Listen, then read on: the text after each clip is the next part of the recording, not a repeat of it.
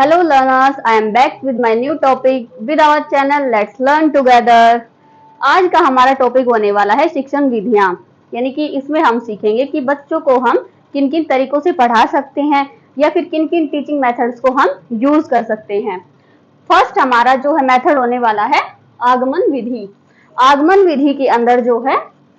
क्या होता है कि इसमें उदाहरण से नियम की ओर प्रोसेस होता है, यानी कि इसमें जो है पहले बच्चों को एग्जाम्पल दिए जाते हैं और फिर रूल्स बताए जाते हैं। उदाहरण के लिए अगर हम किसी बच्चे को ये समझा रहे हैं कि संख्या क्या होती है, तो उसको हम ये नहीं बताएंगे कि किसी वस्तु स्थान के नाम को जो है संख्या कहते हैं। ये डेफिनेशन बताने की जगह अगर हम बच्चे से पूछें कि आपके दोस्त का क्या नाम है, या फिर आपको कौन सा फ्रूट पसंद है, या फिर आपको कौन सी जगह पसंद है, अगर हम बच्चे से ये सब चीजें अगर पूछते हैं तो सब बच्चे जो है अपने अपने जो भी उनकी पसंदीदा जगह हैं या फ्रूट हैं या फिर उनके जो फेवरेट फ्रेंड हैं उनके सबके नाम बताएंगे सब लोग। ये सब चीजें जानने के बाद हम बच्चों को बोल सकते हैं कि ये जो शब्द आप बता रहे हैं इन्हीं शब्दों को हम संख्या कहते हैं। तो इस तरीके से हम समझ सकते हैं कि पहले एग्जाम्पल बच्चों को सिखाया और उसके बाद जो है उसका रूल सिखाया। आगमन विधि के अंदर जो है हम बच्चों को इसी तरीके से सिखाते हैं। इसमें चीजें ज्ञात से अज्ञात की ओर लेकर जाई जाती हैं, क्योंकि जो चीजें बच्चे जानते हैं यानी कि जिन चीजों से वो नॉन है वहां से उनको अननोन की तरफ लेके जाते हैं, जो कि बच्चों को सीखने के लिए बहुत ही एक आसान तरीका रहता है। नेक्स्ट इसमें है हमारा निगमन विधि। ये जो विधि होती है वो आगमन विधि के बिल्कुल अपोजिट होती है। इसमें नियम से उदाहरण की ओर जाया जाता है, यानी कि रूल टू एग्जाम्पल।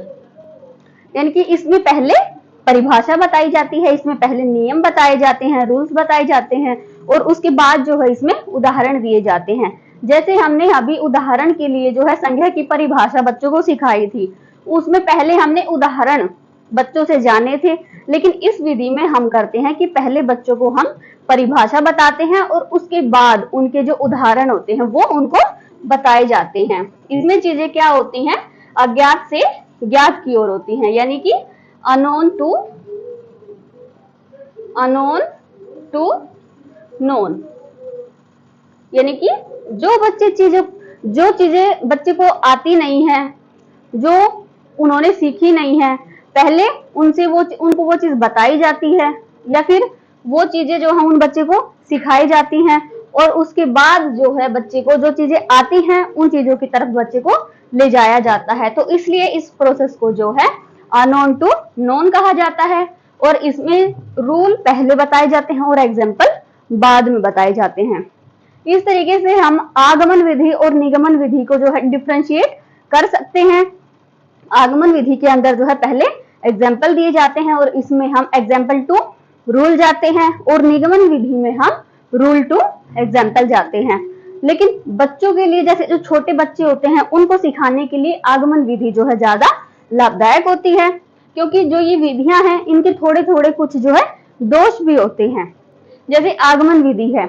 आगमन विधि को हम जो है ज्यादा छोटे बच्चों के लिए यूज कर सकते हैं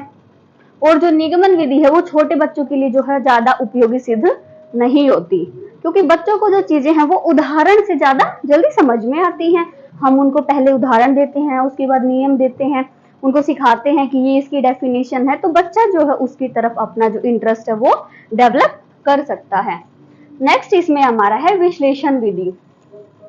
अब विश्लेषण विधि के अंदर क्या होता है, इसके अंदर जो है चीजें होती हैं उनको जो है विभाजित करके सिखाया जाता है, यानी कि डिवाइड करके। अब डिवाइड कैसे जैसे बच्चों को कोई इंफॉर्मेशन मिली है या बच्चों को कोई प्रोजेक्ट मिला है, बच्चे उस चीज को कर नहीं पा रहे हैं, तो हम उसको क्या करेंगे, अगर मान लीजिए कोई सम बच्चे को दिया है या फिर कोई प्रोजेक्ट दिया है, हम उसकी जो इंफॉर्मेशन है उसको टुकड़ों में विभाजित कर देंगे। टुकड़ों में विभाजित करने के बाद जो है वो बच्चे के लिए चीजें इजी हो जाएंगी और फिर बच्चा जो है उनको विश्लेषित करने के माध्यम से जो है बच्चा उनको सीख पाएगा, कैच कर पाएगा चीजों को। इसके बाद हमारा है संश्लेषण विधि। अभी संश्लेषण विधि जो है ये विश्लेषण विधि का अपोजिट है इसमें क्या होता है, चीजें इकट्ठा करके बच्चों को नॉलेज दी जाती है, यानी कि कलेक्ट करके चीजों को कलेक्ट करने के जो माध्यम से ये जो विधि जो है इसको कंप्लीट किया जाता है। यानी कि जैसे कोई प्रॉब्लम है, कोई भी पजल अगर आप मान लीजिए, जैसे आपने पजल के अलग अलग टुकड़े हैं किसी चीज के, उनको अगर आपने एक सामूहिक रूप में कलेक्ट कर दिया है, इकट्ठा कर दिया है, तो जो है ये संश्लेषण विधि के थ्रू जो है उस प्रक्रिया को संपादित किया जाता है। जैसे बच्चे से पूछा जाए कि मान लीजिए उसको पजल दे दिया जाता है, या फिर ब्लॉक्स जो होते हैं, बिल्डिंग मेकिंग जो ब्लॉक्स होते हैं उनको अगर दे दिया जाता है, तो जैसे ब्लॉक से कोई भी अगर शेप बनाई जा रही है, कोई भी अगर बिल्डिंग बनाई जा रही है, तो वो बनने के बाद अब बच्चे से पूछ सकते हैं कि ये कौन सी इमेज है, या अगर वो किसी चीज का अगर कोई फिगर है या कोई 3D शेप है, या फिर कोई और अदर मान लीजिए एनिमल अगर है, या कोई लेटर अगर है, तो जो है ये चीजें बच्चे को सिखाई जा सकती हैं इस तरीके से चीजें। और विश्लेषण विधि के अंदर क्या होता है, जैसे चीजें जो इकट्ठी हैं और बच्चा उनको समझ नहीं पा रहा है, यानी कि बच्चे को उन चीजों को समझने में जो है प्रॉब्लम फेस करनी पड़ रही है, तो उन चीजों को जो है समझाने के लिए, बच्चे के जो डाउट्स हैं उनको क्लियर करने के लिए जो है विश्लेषण विधि का प्रयोग किया जाता है, ताकि जो बच्चे उनको सामूहिक तौर पे समझ नहीं सकते, उनको जो है चीजों को डिवाइड करके, यानी कि टुकड़ों में विभाजित करके, चंक्स में विभाजित करके बच्चे को सिखाया जा सकता है। तो आज के ये हमारी कुछ मेथड्स थे जो कि हर एक एग्जाम के लिए बहुत ही मोस्ट इंपोर्टेंट होते हैं, और इससे आगे के जो हमारी जो मेथड्स हैं वो हम नेक्स्ट वीडियो में करेंगे। Thank you so much guys.